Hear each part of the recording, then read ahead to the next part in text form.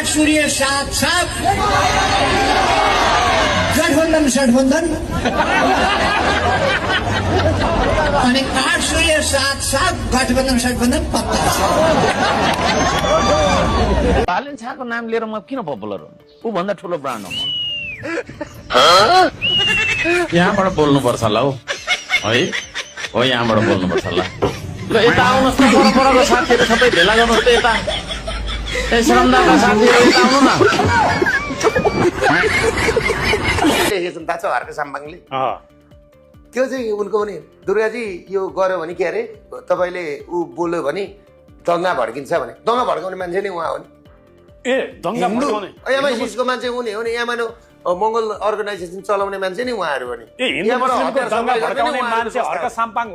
India हतियार supply गर्ने नि हर्क साम्बाङको संस्था हो नि। यो भोलि पर्सि आइहाल्छ नि, भोलि पर्सि हेर्दा जानु न कस्तो कस्तो चिज आउँदो रहेछ। अनि उहाँले के मलाई हिन्दू र मुस्लिमको गाई मेरो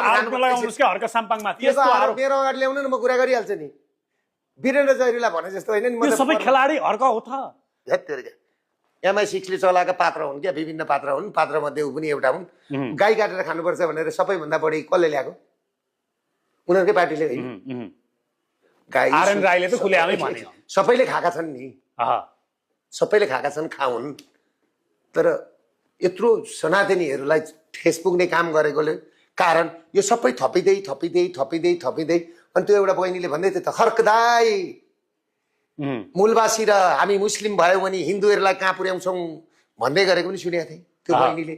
त्यो बहिनी मसँग पनि खनेर आउँछ, म त उसको उसलाई केही भन्दिनँ। तपाईँको त कुरा काट्ने अमेरिकामा छन्, जापानमा छन्, कार्टुन तपाईँको एउटा भिडियो आउनुपर्छ टिकटक भरि तपाईँको कुरा काट्ने मान्छे। मेरा कुरा काटेर नि अनि खटाउनु भएको छ क्या तपाईँको आफ्नो कुरा काट्ने मान्छे, आलोचना गर्ने मान्छे। मेरो आलोचना गर्ने मान्छे कहाँ छ भन्दाखेरि नि यहाँ नहटेर विदेश गएको छ।